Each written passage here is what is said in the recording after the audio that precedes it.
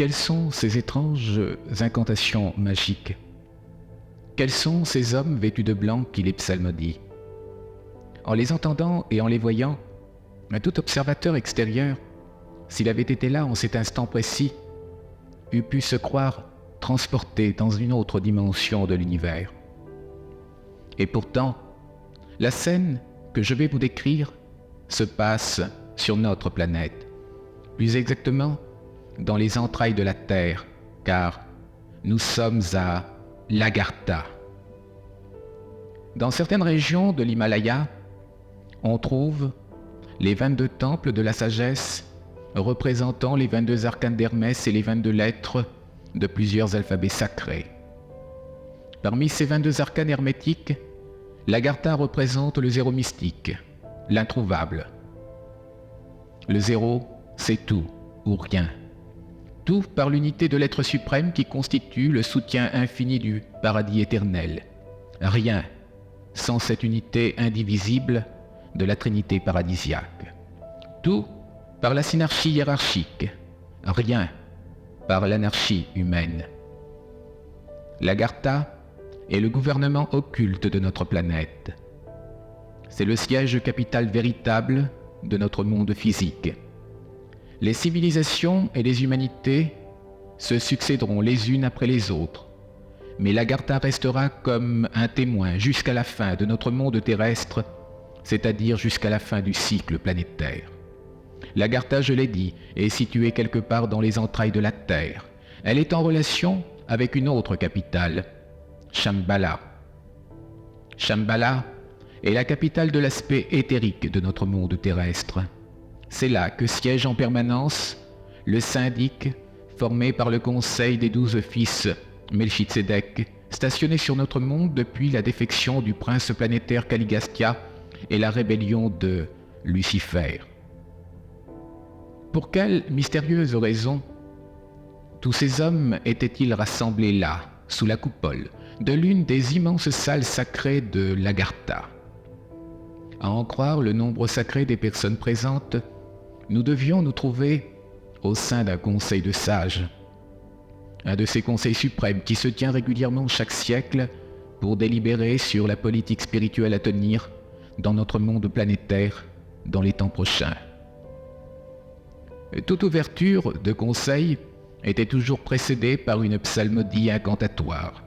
Ce chant magique avait une raison d'être d'un ordre profondément pratique. Il avait pour but d'ouvrir une porte dans l'invisible, mais c'était aussi un appel à certaines puissances rectrices de notre univers. Quand les paroles incantatoires eurent cessé de résonner, sous l'immense coupole de la cathédrale souterraine, dans tout le groupe de cette vénérable assemblée, il se fit un profond silence. Cette scène se déroulait voici environ un siècle avant le début de l'ère chrétienne.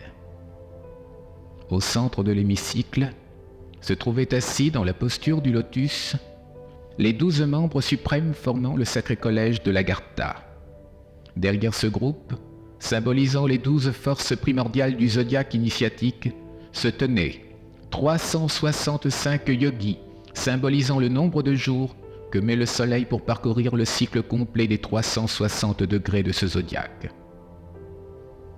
Tandis qu'une lumière majestueuse, émanant de la voie du silence, planait dessus tout ce monde abîmé dans une profonde méditation, le personnage qui se tenait exactement au centre de l'hémicycle et qui de toute évidence était leur pontife, se mit à chanter le verbe divin. Tous pouvaient sentir que dans ce climat d'expectative sereine, quelque chose allait se produire. Sur le visage d'aucun de ceux qui étaient là ne se lisait ni l'anxiété ni l'étonnement. La voix du grand maître de ces lieux s'était maintenant tue. À quelques enjambées de lui, l'on vit paraître l'étrange. Surgi du néant, un brouillard gélatineux de plus de 2 mètres de hauteur venait juste de se former. d'informe qu'il était il y a juste un instant, ce brouillard prit la consistance d'une magnifique forme humaine. La personnalité qui venait de se matérialiser était revêtue d'une tunique d'un blanc éclatant. Ses cheveux, d'une teinte étrangement dorée, émettaient les scintillements les plus subtils de l'arc-en-ciel. De tout son corps, il émanait une aura lumineuse où prédominait un bleu-violet du plus délicat effet. Mon nom est Gabriel de Salvington. Je suis la radieuse étoile du matin, chef exécutif de votre univers local de Nébadon.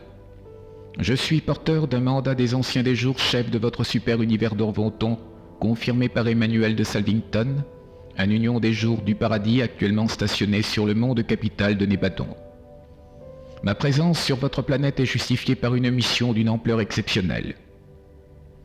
Je suis chargé de vous transmettre le message de la venue prochaine de votre Messie, du Christ Michael, Fils créateur et maître de notre univers local de Nébadon. Je confirme ce que Mashiventa Melchitsedek vous a proclamé voici maintenant près de 19 siècles, à savoir que le Fils de Dieu suprême de Nébadon va s'incarner dans le corps du Fils de l'homme qui naîtrait d'une femme. L'événement est aujourd'hui imminent. Je ne suis pas seulement ici pour vous proclamer cette bonne nouvelle. Je suis là également pour vous demander de préparer la voie à notre Seigneur. Je vous demande de choisir parmi vous ceux et celles qui présentent, pour les temps actuels, les caractéristiques nécessaires pour préparer les conditions mondiales à la 7e effusion de notre Maître Créateur à tous. À tous, je vous dis salut et paix. Sur ces propos de conclusion, la forme humaine du visiteur céleste reprit l'apparence d'une matière gélatineuse et brumeuse pour disparaître finalement comme par enchantement dans le monde invisible. Pendant quelques minutes encore, le silence plana sous la coupole. Depuis près de 2000 ans, les membres responsables de la hiérarchie attendaient l'heureuse nouvelle. À partir de cette seconde précise, où le visiteur céleste délivra le message divin, c'est sûr et certain, les événements vont être précipités.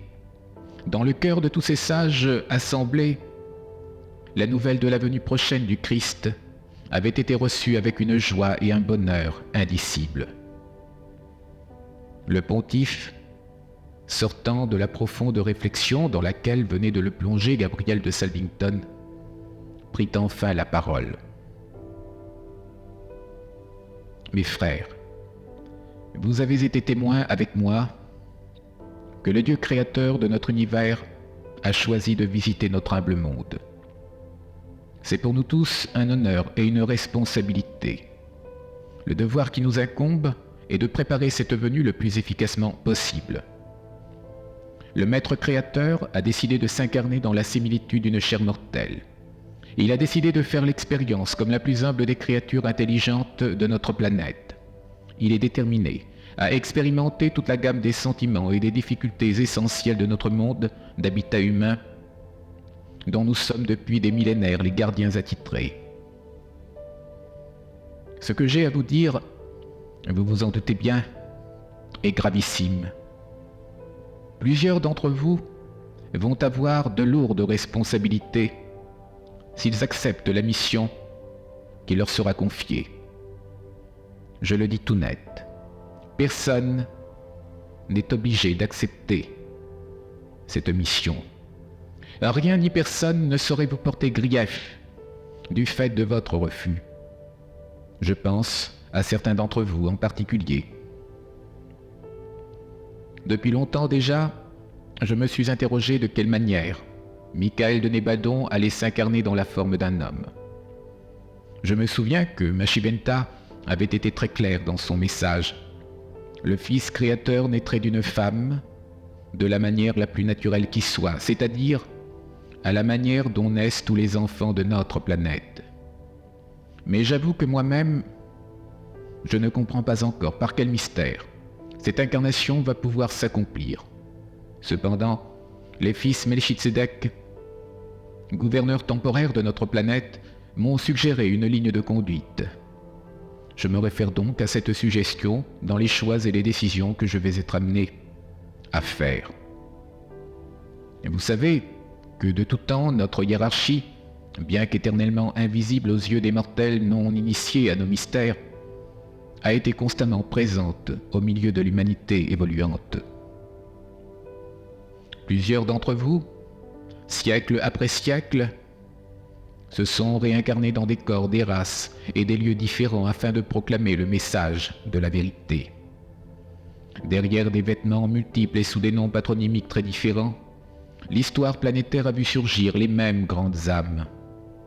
Moi-même, bien qu'ayant été désigné comme votre chef hiérarchique, j'ai servi bien des fois sur notre planète en qualité d'instructeur de vérité sans que les humanités successives sachent qu'elles avaient eu affaire au même être.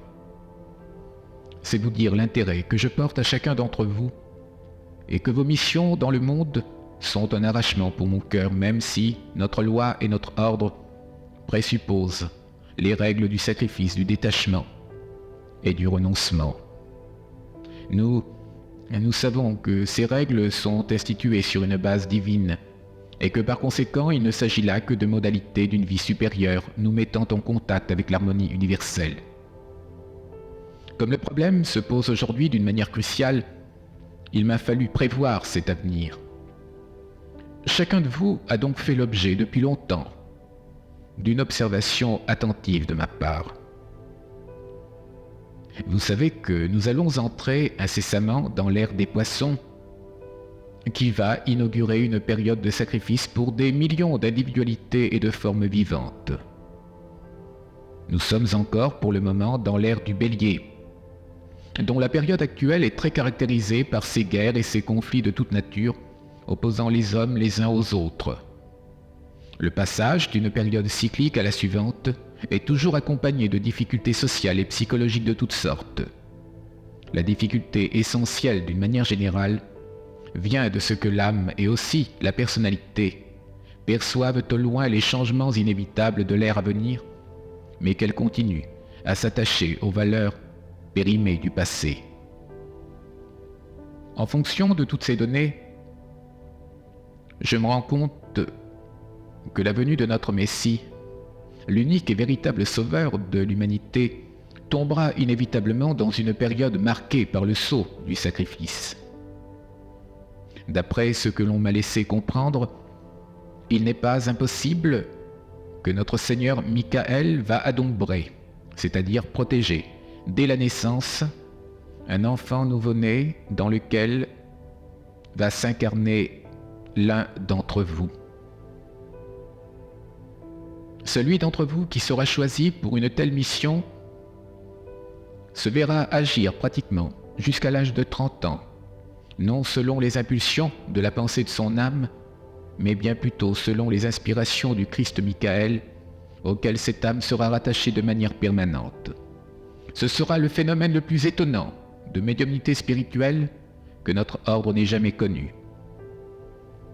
La pression de l'énergie christique sera d'ailleurs telle sur l'âme en question que plus d'une fois l'élu devra se retirer dans la solitude afin que l'âme se décorporifie de la forme physique, sans quoi celle-ci serait au bout de peu de temps complètement désagrégée.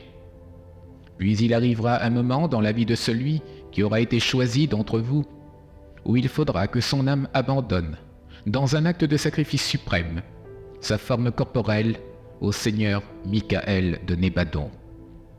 Il est probable que cet acte de sacrifice ne s'accomplisse pas avant l'âge accompli de 30 ans.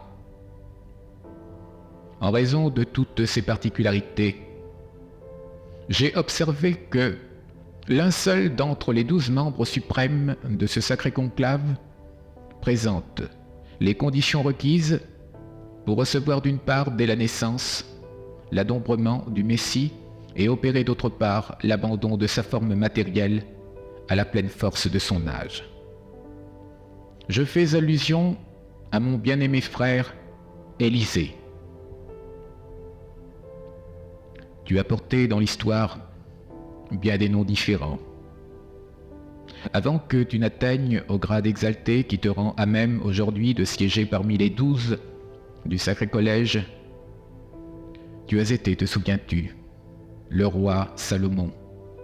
Tu t'incarnas ensuite dans le corps d'Élisée, et Élie devint ton maître initiatique. Tu es aujourd'hui son égal. Élisée, acceptes-tu de renaître dans le monde comme un tout petit enfant mortel?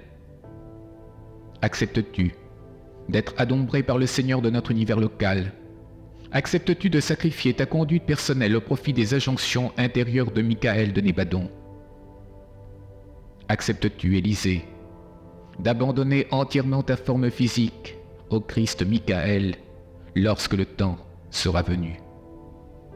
Si tu acceptes, sache que Maître Élie te précédera de quelques mois dans ta nouvelle réincarnation.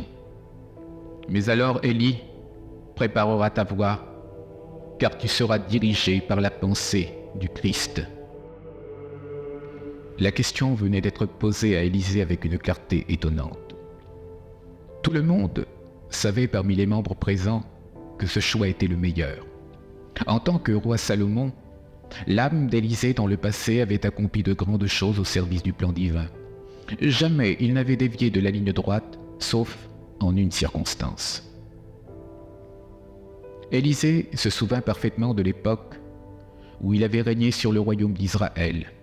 Son nom était alors Salomon, fils du roi David et de Bethsabée. Il avait succédé sur le trône d'Israël du vivant de son père, et cela malgré l'opposition de l'héritier légitime, son frère Adonias. La puissance de l'Égypte et celle des cités mésopotamiennes en l'an 1000 avant l'ère chrétienne étaient déjà dans leur phase de déclin.